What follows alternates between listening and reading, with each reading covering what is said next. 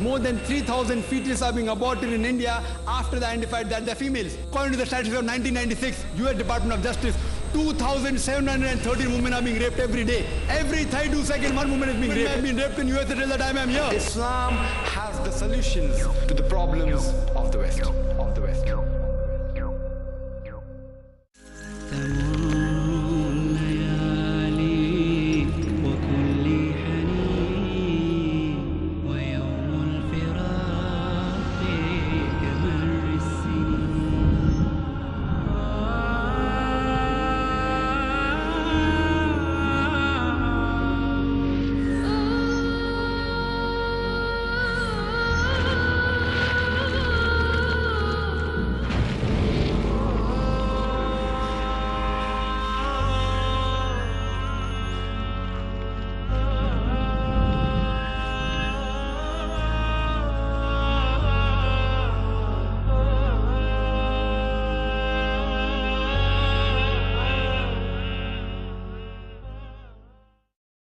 What about millions and billions of Hindus, Sikhs, Jain, Buddhists they're praying at?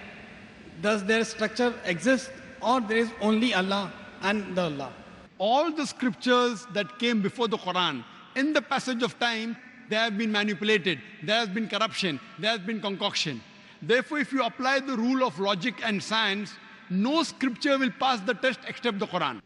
But the beauty of all this is, what we realize that even in the changed form, even in the corrupted form, there are remnants.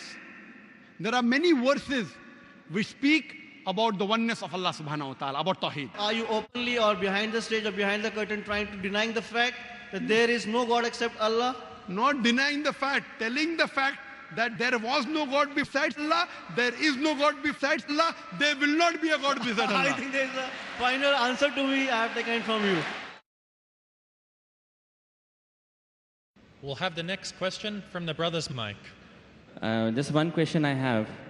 You told me, we heard about that the Vedas say that don't make any images of the God. Yeah. Whoever worships anything which has been created throws himself in darkness, right?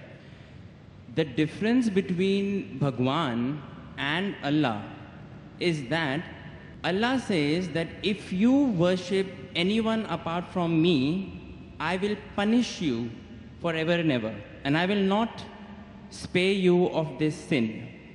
But nowhere in Hinduism's books would you see that Bhagwan is saying, okay, if you worship anything apart from me, you will be put in Narak, which is the Hindi word for hell, forever and ever. Now, why I'm saying that to you is, the concept of God in Islam, Christianity and Judaism is the same in which he feels bad if anyone worships anything else apart from him. But the concept of the other side of the religions, which is Hinduism, Buddhism, or those sides, the concept of God there, I think, is more, the God of those religions is more large-hearted, because he doesn't say to you that I'm going to put you in hell if you don't worship me. Although I understand that it is wrong to worship idols, it is wrong to worship created things.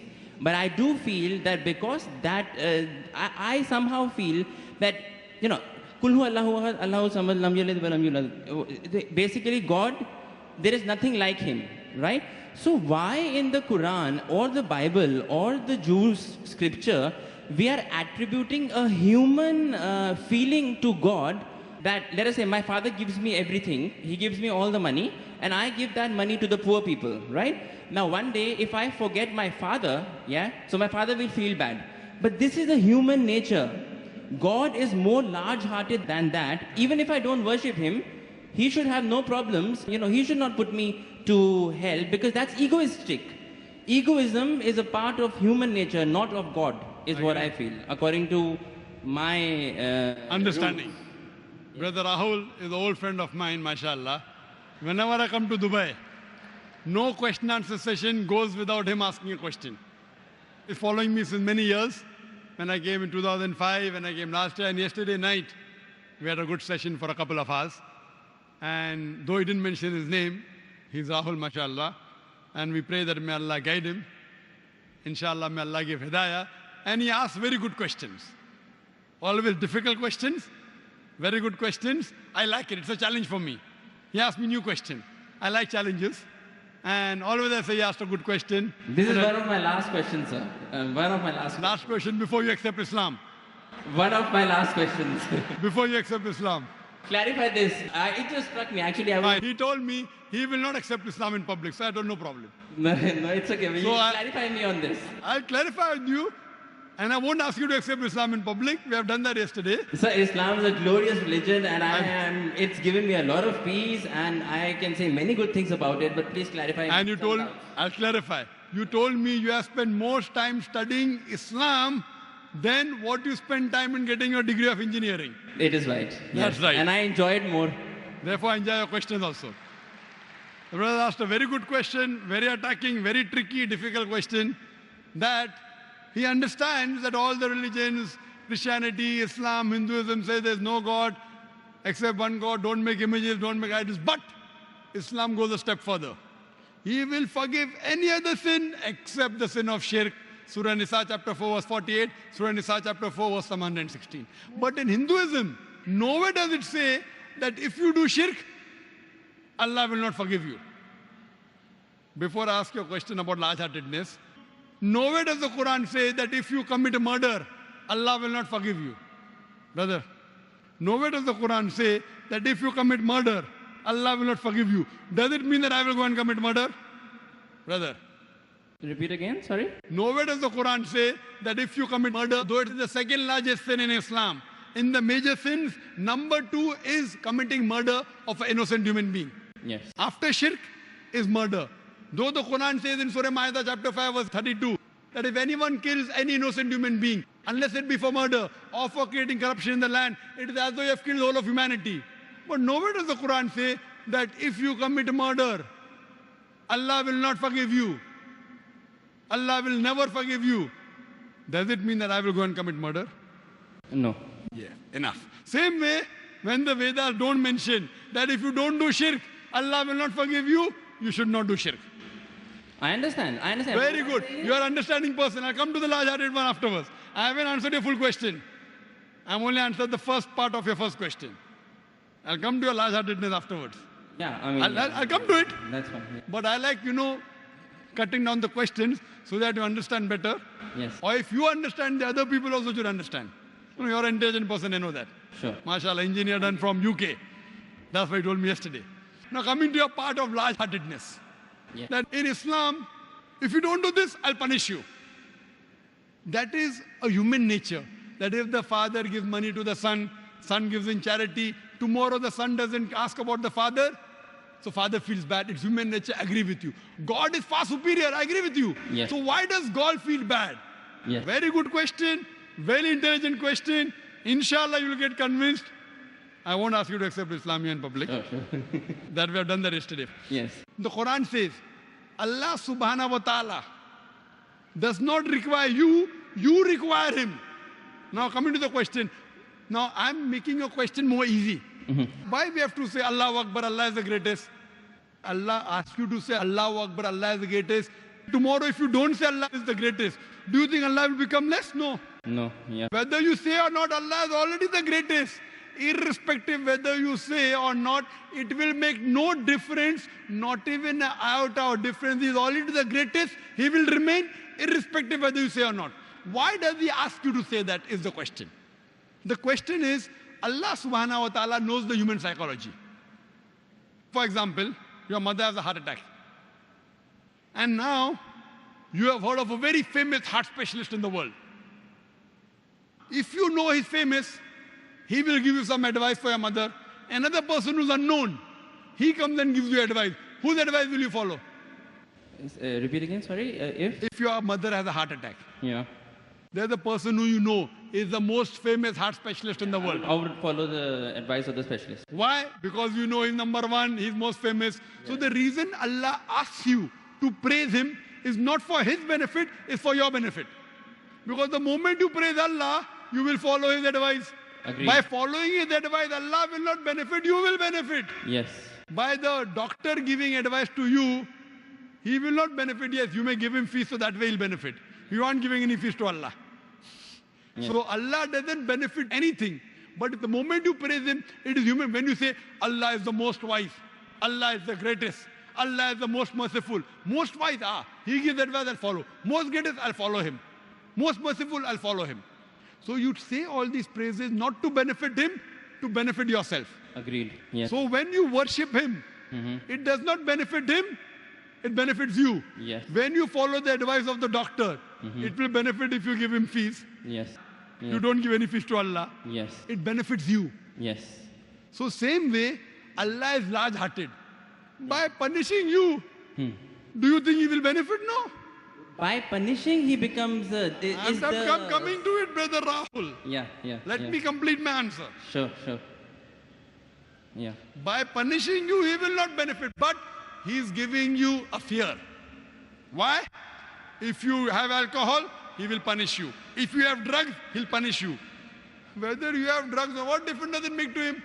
Now, if He says, okay, don't have drugs, but if you have drugs, I will not punish you, then will you have drugs or not? You will have. If I give an examination, right? No, I won't have. If I'm convinced it's wrong for me, I won't have. I don't need that fear of the hell. The Right. fear of the hellfire to be put in my mind to avert me. God convinces people in different ways. Some people with reason and logic. You're a logical person, you're convinced with logic. Some people want fear, some people want punishment, some people want reward. There are 3-4 types of ways which Allah speaks. You get convinced with reason and logic, you're like me. Yeah. You're like me. Yes. Some people, they are not convinced with reason logic. Leave logic. I'll get reward, I'll do it. I'll get punishment, I'll stay away. So if, लेकिन सच क्या है होता क्या है reality में is the fear is it reality वो होएगा yes, I'll tell you. Reality is that the hellfire is there and the punishment is there, Brother, right? let me complete the answer. Yeah. Will you allow me to complete the answer or you will? Yes, please. Let me complete, I'll give you a chance. Ji. I'll give you a chance to say that you are convinced. Yes. But before I complete my answer, you're interjecting. Sure. Yeah, please. After I complete, I'll give you a chance and ask you. Sure. Yeah.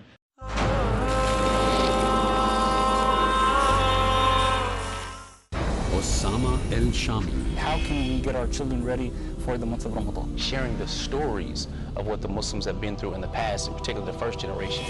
Nazir Irfan Al Mujahid. Make this Ramadan very special to them. Your taqwa, your righteousness, your goodness. I want you to tell me about your experiences from the very first Ramadan that you experienced as a new Muslim. The first Ramadan I experienced was amazing. Umar Debua. When I embraced Islam, it was like I was prepared. You know, Allah prepared me for something that I had no idea. It was an amazing experience. Beautiful. My dear brothers and sisters in Islam, welcome to our program, The Straight Path. Build your character on the path of the Quran and Sunnah in The Straight Path. Tomorrow at 3 p.m. and repeat telecast at 1 a.m. Saudi Arabia on Peace TV.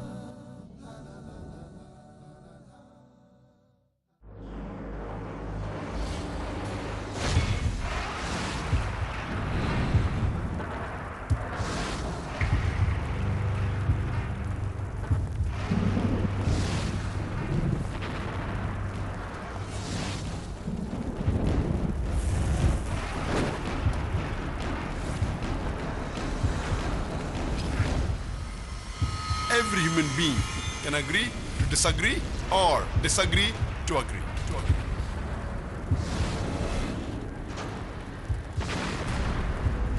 Dispute superstitions and refute the myth which is created around the word religion, which is misinterpreted, misconstrued, and misjudged. Let's wake up from delusion. And step into the world of reality with confidence. Find all the answers to confront or defy, reject or accept, dispute or challenge when caught in crossfire. Misconceptions clarified, falsehood exposed, and truth revealed. Discover the reality with Dr. Zakir Naik in Crossfire every Friday at 8:30 p.m. and repeat telecast at 10 a.m. Saudi Arabia on Peace TV.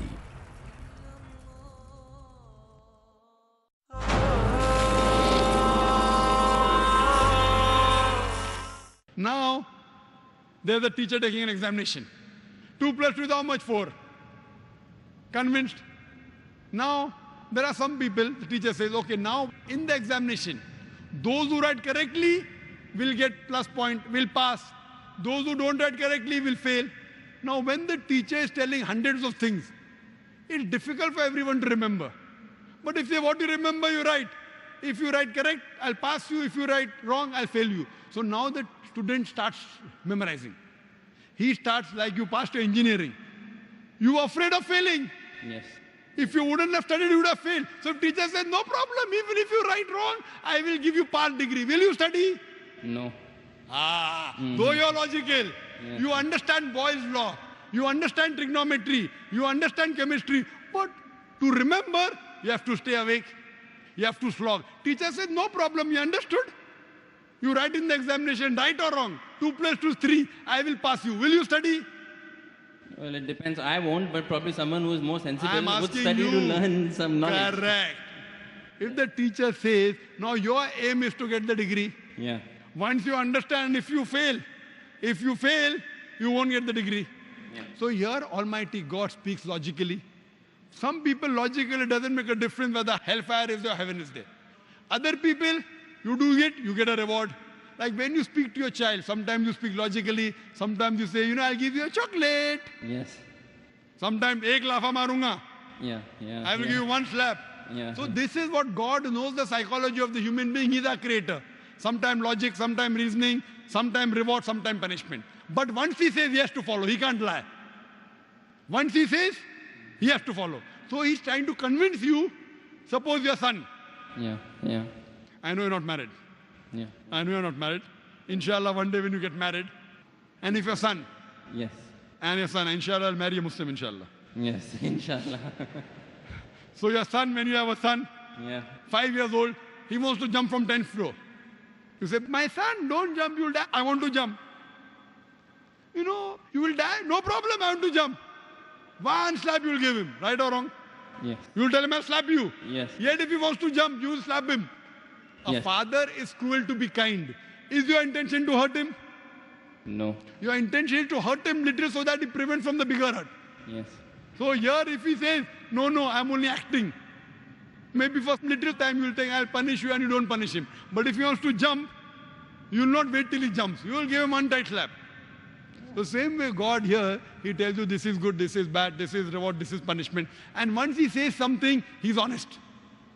In Islam, God is the most kind. He wants the human being to improve. The other God, okay, no problem. Even if you write wrong, I'll pass you. What kind of a teacher is this? Suppose tomorrow, there's a student studying with you. He writes wrong answers. You slog. You stay awake in the night. This person plays hooky, enjoys, writes everything wrong. And the teacher says, both get first class first. Will you be happy with the teacher? No. Why? You are a very unkind person. Very cruel. Unkind, not a good human being. I am wrong. Because you believe in justice. So besides God being kind and merciful, he's also just. Imagine someone rapes your sister, rapes your mother. God says, no problem.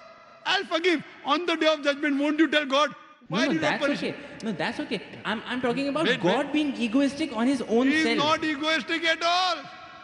No, but he's saying It if you makes- do shirk, then I will put you in hellfire forever and ever. I'm not saying that he should not punish wrong deeds. But he is putting on his own self that if you associate partners with me, along with worshipping me, if you worship someone else, even then I will not forgive you. That's the right thing. That's Because egoism. If the doctor says, Yes. if suppose the heart specialist tells your mother, see, this is a good thing, have only this medicine, nothing else. Someone else says, okay, have this medicine also. So that heart specialist tells you, if you mix it with something else, the mother will die. So will you listen to somebody else or not? Will you listen or not? Heart specialist saying, don't have anything else except this sorbitrate. Keep it below your tongue. Yes. Now another doctor comes, I'm a very good doctor. You don't know him also. I will listen to heart specialist. Correct. Yes. Heart specialist specialized, but God is a bigger heart specialist. So heart specialist you want to follow. You don't want to follow your creator who's created your heart.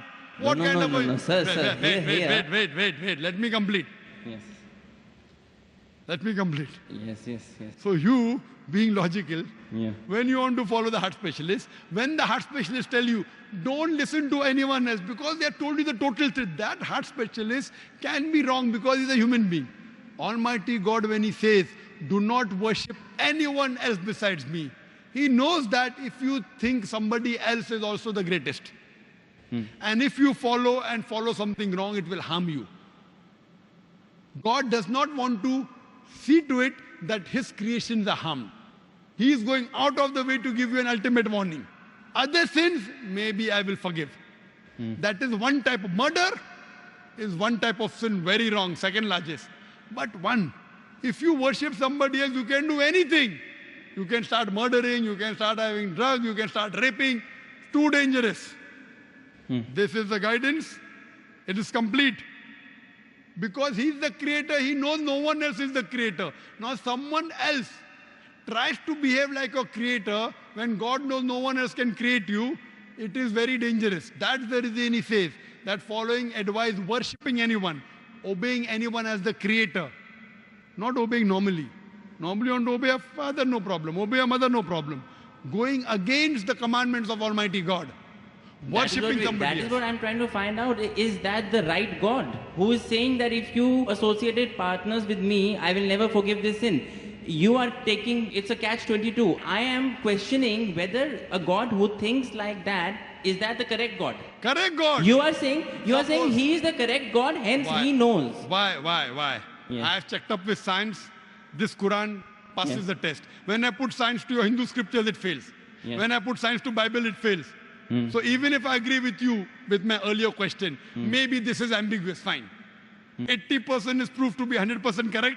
20% is ambiguous. Inshallah, logically, even this will be right, if I have to put that way. But the other way, if a doctor who's solid... Stronger argument would be that 100% is argument, correct. 100%. 100% of it is proved that it is correct. If 20% ambiguous is I'll there... tell you one thing, brother. Your mind hasn't reached that level. My mind hasn't reached that level. Right. The science hasn't reached that level. Maybe 100 years afterward, 1,000 years after, it will be proved 100% correct. We are limited. The problem is in you and me, not in the Quran.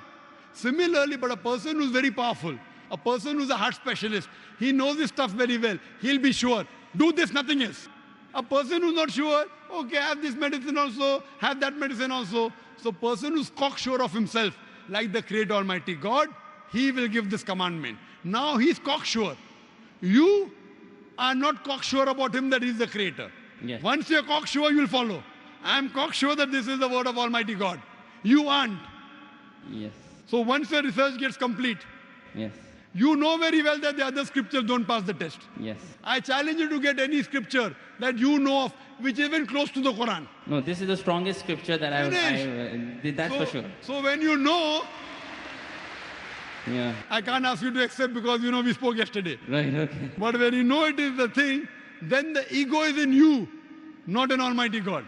The ego No, is I in don't you. have ego. I don't have ego. And I pray to I Almighty told you God. all the ones I have read, this is the strongest. I Yeah? pray to Almighty God. You know, because I love you, Rahul. Yes, I love you too. I love you. That's the reason I pray to Almighty God to give hidayah. You don't have to proclaim. You asked me yesterday, do I have to proclaim? I said, no, you don't have to proclaim. Yeah. So I think that you are a person who submit your will to God, and may God guide you, and may you get a good submitting Muslim life partner. Thank you. Thank you. The next question was due to go to the brother, so we'll have the next question from the front mic. Good evening, Dr. Nayak. This is Sanjay Thakkar here. First of all, with all due respect to all my Muslim brothers and sisters here, before I ask my questions, I'd like to ask your kind, make a statement first.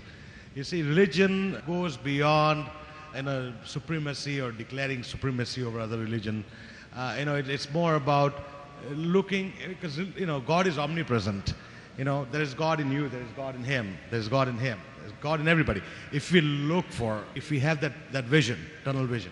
Having said that, religion is more about tolerance, peace, love, and humility and humanity. Having said that, I beg to differ about your last statements proclaiming that the other scriptures have failed the test. Now again, this could be a debate that could go on for hours, and we have limitations on time. So I'll just rest with two questions. My first question to you, Doctor, is, Islam and the Quran condemns idol worship. Yet in the Kaaba, people... Now you had mentioned that one of the 20 misconceptions, first 13 that you had covered, I wasn't here at that time, so I missed it.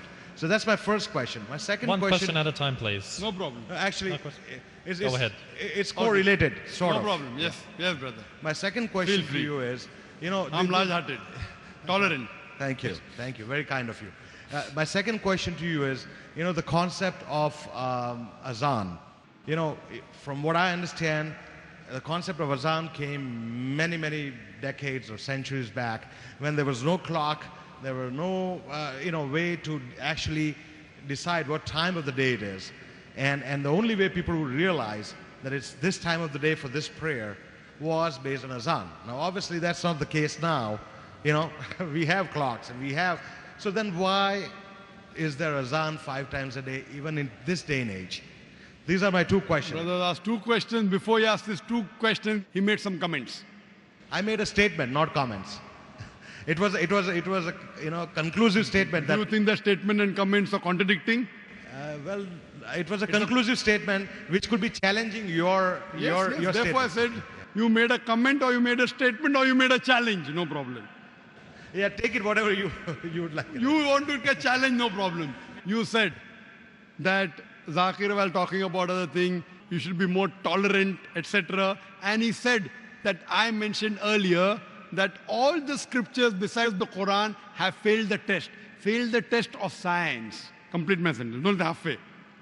When you put the test of science, not the test of emotion. So you quoted me half.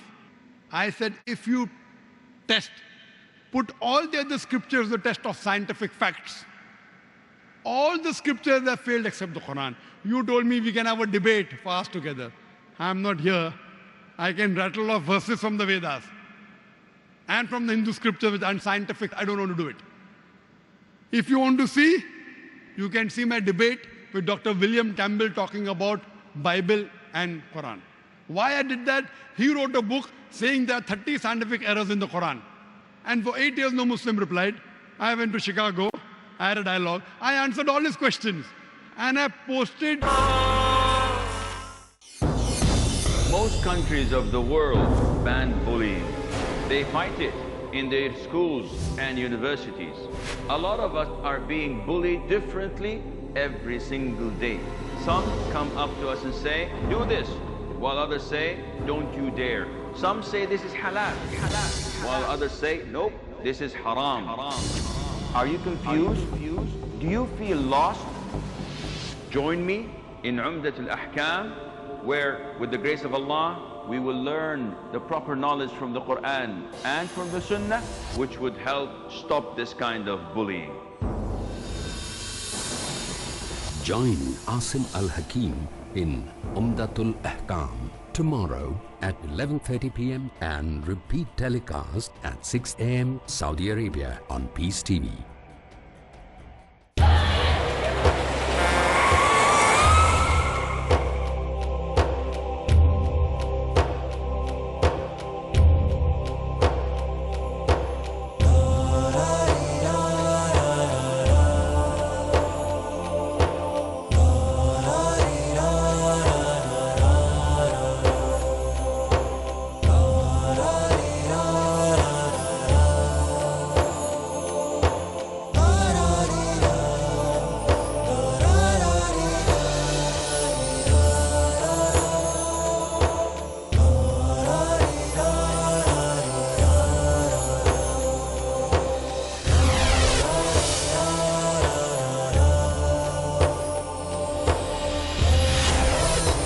Peace TV English, the solution for humanity.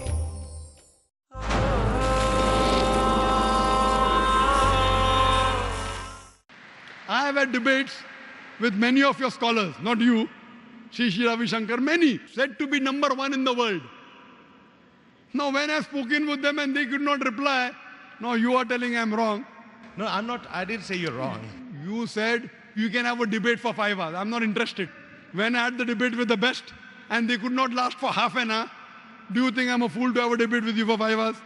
Well, limitation of time. You're Yes. prejudging my intelligence. I'm not prejudging. Many people, they tell me, Dr. Zakir Naik, we want to debate with you. You're not the only one. Many people. You know what I tell them? If you want to debate with me, you should have a following. If you can get 10,000 people minimum, yeah, there are about 20,000, someone told me. Now, if you can get 10,000 people for your talk, you are worth debating. I'm not judging intelligence. If you're a person who has a following, I don't want to make you famous. If I have a debate with you, you'll be seen by 100 million people. You know that? Now, let me complete my answer. What I tell any non-Muslim, many hundreds of non-Muslim want to debate with me, I tell them, there are hundreds of Hindus who I know, hundreds of Christians who I know. When they speak, they have more than 10,000 people for the audience. Shri Shri Ravi Shankar, Ramdev Baba, Christians, Billy Graham, Franklin Graham, Morris Cerullo, Benny Hinn, all these people, they have 10,000, 20,000, 50,000, 100,000 for the gathering. You convince them and give your material to them, let them debate me. They will never take your material knowing very well it will not stand the test. These are scholars of your religion. What I tell you, if you really feel you have strong material and you really think you have intelligence, give this material to a Hindu who you consider to be best. Okay. And who has a following. If you say, I want to debate with you, I used to do that earlier. Now, anyone, whether good, bad, ugly, whether he's intelligent or not, if he can gather 10,000 people, that means he has a following. He's not doing it for fame. And then we will have a public dialogue. For you, you can have a dialogue with my student. When you're coming to Bombay, tell me. I have got hundreds of students. Fair enough. Many. Fair enough. You know, we have students in our school. We have many people. And they love it. So the list goes, you want to debate? Come to Bombay, give me the time. 1, 2, 3, 4, we have many. Fair enough. Right? May I have the answers to my questions? I'm coming. Thank you. But because you made a challenge before, the challenge is more important than the answer. The answers I've already given many times. I'll come to it. So there, this is your assumption. This is what I say. I'm not here to criticize it unless someone forces me to. That I said because Rahul was arguing so much, that's why I said. Otherwise, in my talk, I'm not here to criticize any religion. Thank you. I'm That's what I very wanted to tolerant. hear. That's what I wanted to hear from you. Because see, religion is beyond criticism. It's beyond... But you have to call a spade a spade. If you say, why is the teacher saying 2 plus 2 is 3 is wrong? That teacher criticizes.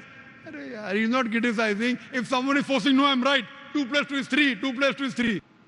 You see, just because somebody else's perspective does not agree with yours, because he's following a different religion or sect. No religion. 2 plus 2 does not is... mean that that person is wrong. 2 plus 2 is equal to 4 is a universal fact. Now someone comes from the village and tells me 2 plus 2 is 3. मैं प्यार से बोलूँगा. I'll tell him with love. But yes, if he insists, I said, no, brother, it's enough. So because I'm in this field, alhamdulillah, I'm not here to criticize, but someone forces me to criticize. Okay, give me one example of unscientific thing. I can give you. I don't want to hurt the other Hindus. I want to win them over. And Allah says in the Quran, in Surah Fussilat, chapter 41, verse number 34, that you get them closer with love. Win your enemy, don't defeat them. So all these people, I'm winning them over. I'm not defeating them. Neither do I want to defeat you, I want to win you, brother. Well, I guess one would Inshallah, I will win you with your 2 answers. One way to win somebody is through humility. And you have reached that stage where, you know, as a person grows larger than life, yes, he becomes more humble. Correct. For you to say that I would not challenge you, I mean, you no, know. but once you reach a stage, if that is causing loss, Allah also says, I'll put you in hell. He is much higher than me. Infinite time.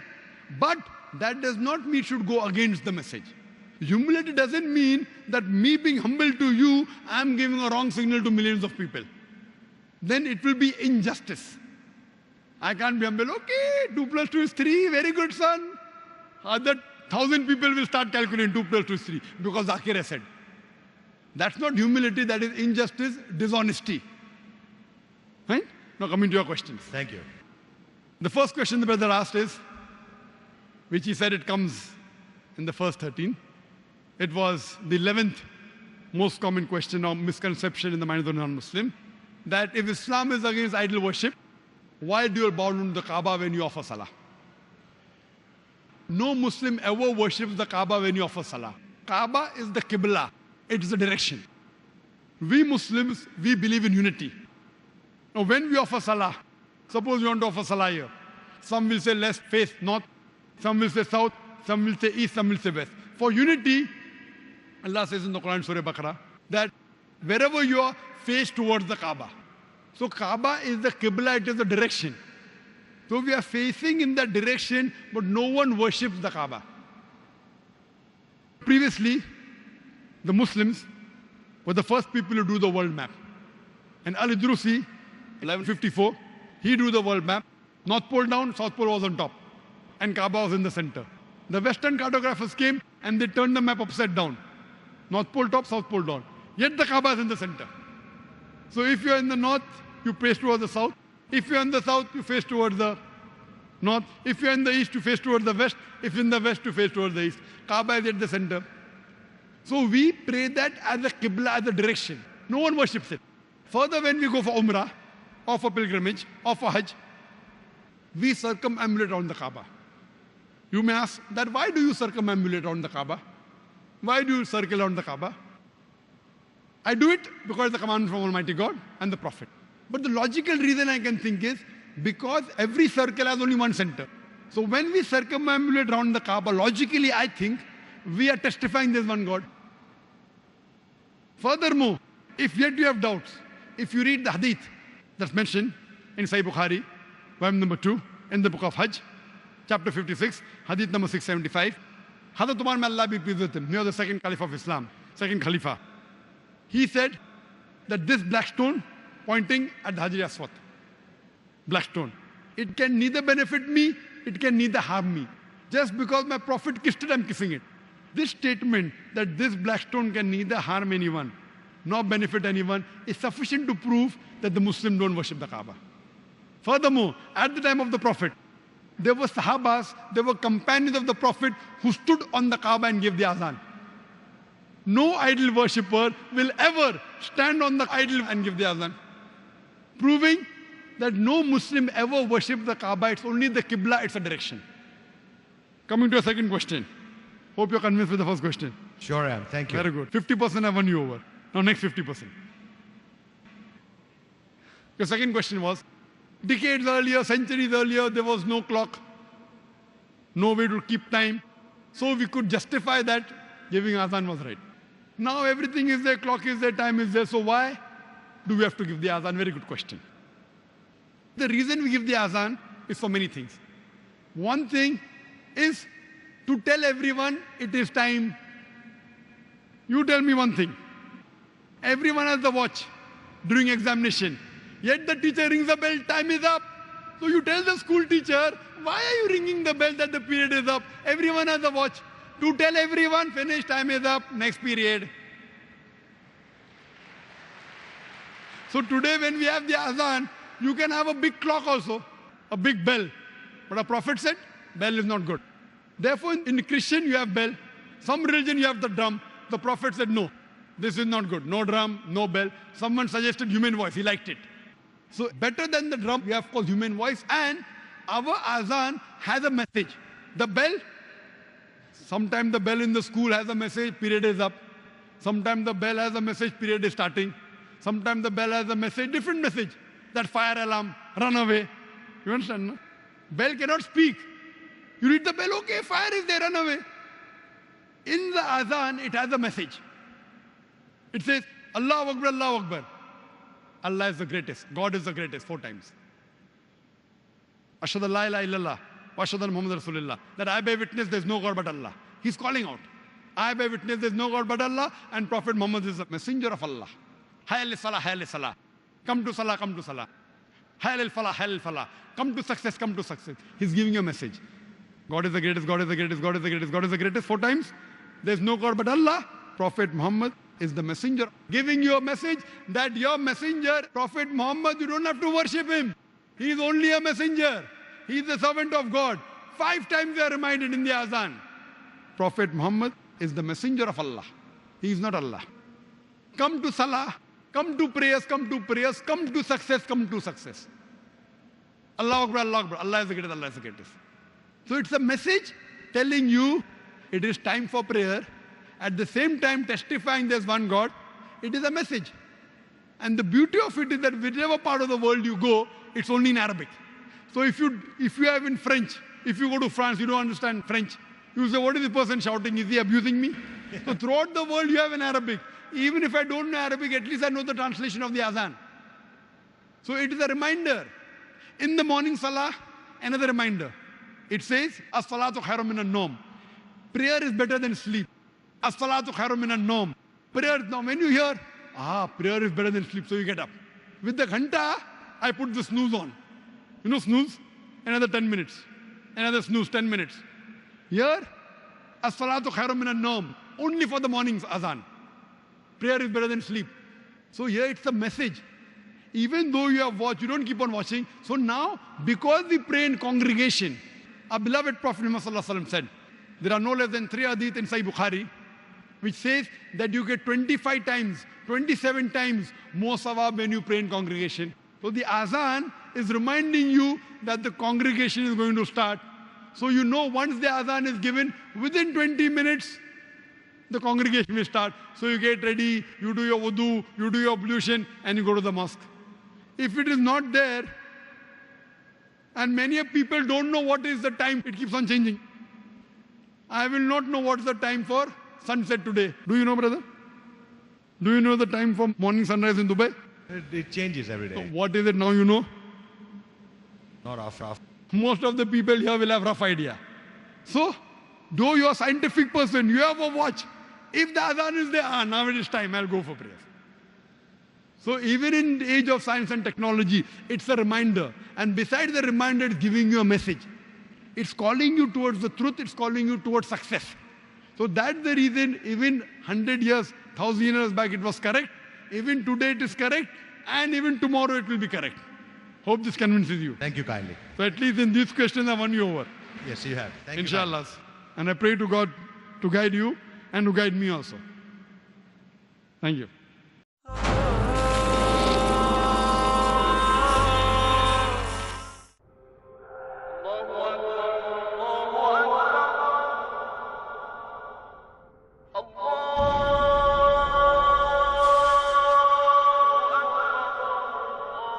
Salah is the mother of all worships.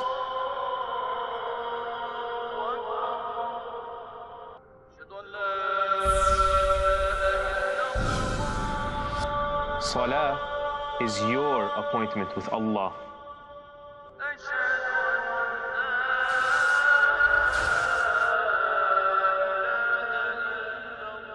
Salah is the safe haven of the believer.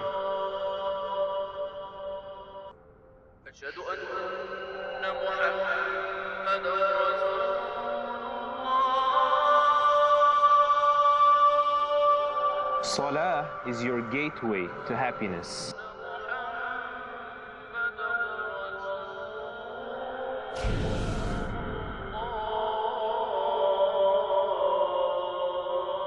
Salah is the wish of the deceased.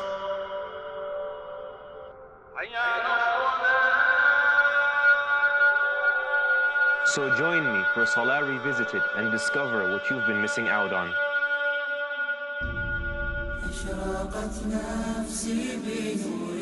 Understand the remarkable guidelines that help in making our Salah rewarding and acceptable in Salah Revisited. Every Sunday at 5 p.m. and repeat telecast at 9 a.m. Saudi Arabia on Peace TV. Surah Ikhlas is the touchstone of theology. Theology means the study of God. Surah Ikhlas is the litmus test for the study of God.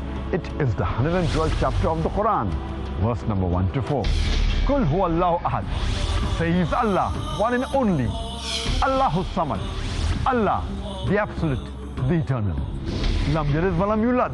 He begets not, nor is he begotten. Walam yakul lahu kufuwan ahad. There is nothing like unto him.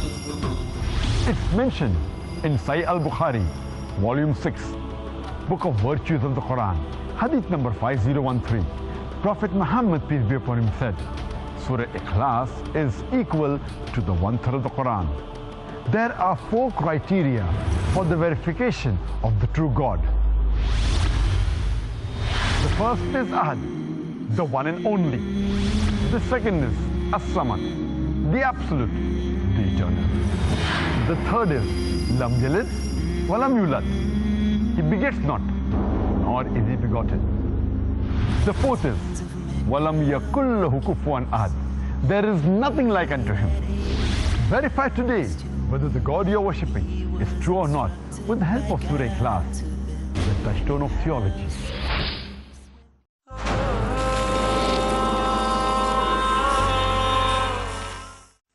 Do we have any other non-Muslims before we go to the next question? We do at this mic? Okay, go ahead. Hello to you, sir. My name is Mohit and I am employed in an IT company.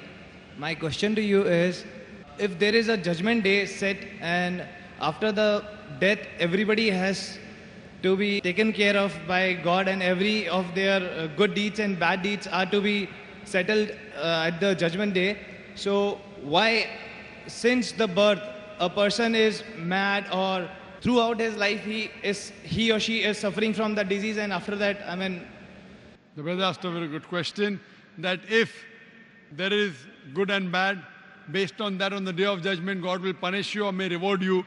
So what justification it is that some people are born handicapped, some people have congenital defects, some people have heart problem. So is God unjust? Now based on this information, the Hindu scholars, they came up with a new philosophy. If you realize, if you read the Vedas, Vedas speak about Punarjanam. Punar means next, Janam means birth, next birth. Even Quran speaks about next birth, next life. Quran says that God has given you life, you come in this world, He'll cause you to die, He'll resurrect you again. So Vedas says the same thing. But the Hindu scholars, they could not understand that how could God be unjust? That He makes some people born handicapped, some people wealthy, some people poor. So they came with the philosophy of birth, death, which is not mentioned in the Vedas. He is born handicapped because in his last birth, he sinned. He is born poor because in last birth he sinned. It is their thinking, not of the scriptures. In Islam, we come in this world once and once is sufficient. Then we are resurrected and then the day of judgment. Now coming to your basic question, what reply does Islam have? Why some people are born healthy, some people with disease, with congenital defects, some people rich, some people poor. If we analyze, Quran says in several places, including Surah Anfal, chapter number 8, and Surah Baqarah, chapter number 2, verse 155. Allah says that Allah subhanahu wa ta'ala has made your children and your wealth as a test for you. Now Allah subhanahu wa ta'ala tests different people in different ways. Now depending upon the test, if the examination paper is difficult, the correction is lenient. If the examination paper is easy, the correction is strict to justify. So Almighty God tests different people in different ways. Normally in an examination, every year, the test paper keeps on changing. You don't have the same questions. If you have the same question, then where is the test? So now, depending upon the examination you undergo, for example, one of the pillars of Islam is that you have to give zakat. Anyone who's rich, who has a saving of more than 85 grams of gold, he or she should give 2.5% of that excess wealth in charity. Now, one person is rich. For him, he has to give zakat. A person who's poor, he has to give no zakat. So in the zakat category, he gets 100 out of 100. For the rich man, he may say, okay, fine, I may have 1 million dirhams. I'll give zakat only on 100,000 dirhams. Maybe he'll get 10 marks out of 100. May get 50 marks, may get 0 marks. For the poor man, we say, bichara hai, poor man. Actually, he's getting 100 out of 100 in zakat. For him, there's no test of wealth. For rich man, there's a test of wealth. You may think, oh, rich man, very good, God has blessed him. It's more difficult for a rich man to go to Jannah than a poor man. That's what our beloved Prophet Muhammad said. We may think it's a blessing, it may be a test. Similarly, on the other hand, the person is poor. For him to do hijab, they stay in one room. For him to do hijab or her to do hijab is difficult.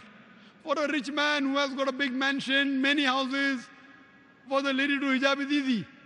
So their hijab is easier for a rich person, difficult for a poor person. So based on the condition, sometimes it's difficult, sometimes it's easy. There are parents who may be pious.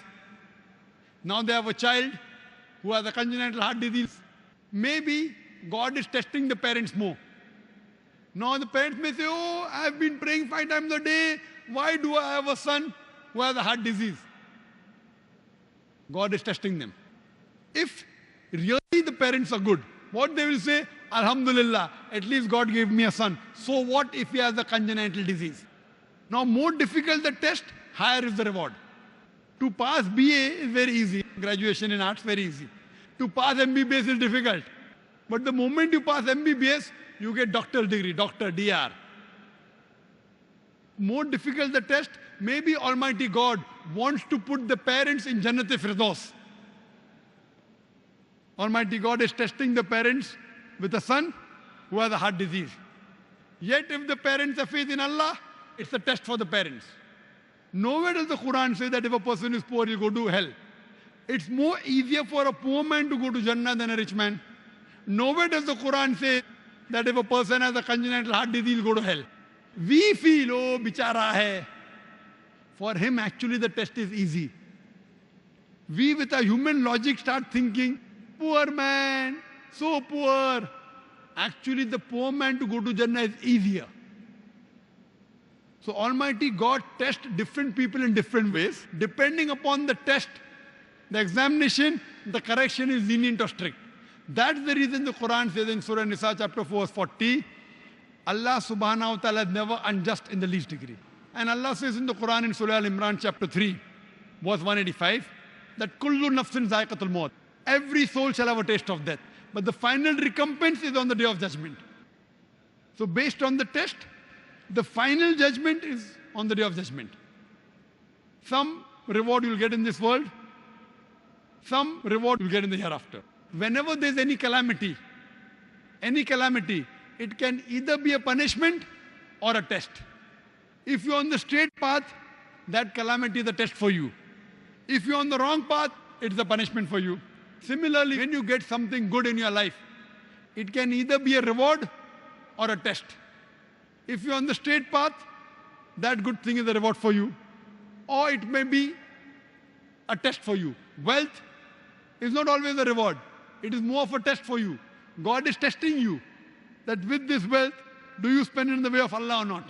So based on this, Almighty God tests different people in different ways. Some people are born rich, some in a poor family, some people are born healthy, some people are born congenital defect. Depends upon the test. He tests everyone in different ways, and the final judgment is on the day of judgment. Based on that, Allah subhanahu wa ta'ala puts the human beings in hell or heaven. Hope that answers the question. In addition, sir, to the same question, I have another. Based upon your answers only, I have one more doubt. Can I question that? Go ahead. All right. Sir, you said that Allah is going to test everybody and like that. But why Allah is doing that? I mean, why God or Allah is doing that?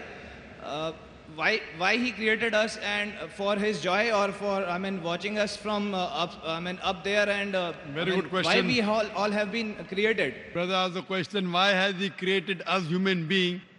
Is He testing us? Is He enjoying using us like puppet? Very good question. That's answered in the Quran. All the other mountains, trees, they are Muslims, they have submitted their will to God. Human being is the best creation of Almighty God. The best creation, why? Because He has given us a free will. He has given human being a free will either to obey or disobey God. All the other creations, the animals, the birds, the trees, the mountains, they are Muslims. Muslims means they have submitted their will to God. Now Almighty God created a new creation which has a free will. The angels have got no free will. They always obey God. Now after a free will has been given to you, you have a choice to obey or disobey God. After a free will has been given to you, and then if you obey God, you become higher than the angels. After a free will has been given to you, and then you disobey God, you become lower. You may become like a Satan. So it's mentioned in the Quran, in Surah Ahzab, chapter number 33, verse number 72, that Almighty God asks, who wants to undergo the test? If you don't want to undergo the test, just pass. So trees, mountain, all of them said, we fear to undergo the test. The Quran says the human beings were fools who said, okay, we want to undergo the test. Now when you undergo the test, you can either become superior to the angel or you can become like a Satan. Now, if you don't undergo the test, just pass. So we human beings, all these human beings are the people who said, okay, fine, we don't want to just pass, we want to get good marks, and we are undergoing the test. This is a new creation of Almighty God. Not that you want to enjoy. He is giving you a chance to get distinction. We were fools who said, okay, fine. So not to enjoy, to give you a chance to get distinction, not just pass. Now it is on you and me whether we follow the commandment of Almighty God or not. If you do, you will get distinction. If you don't, you won't get. Hope that answers the question. Wa akhiru da'wana alhamdulillahi rabbil alameen. Thank you. Jazakumullahu khaira. That is all the time that we do have for the question and answer session. So may Allah thank you. Jazakallahu khaira.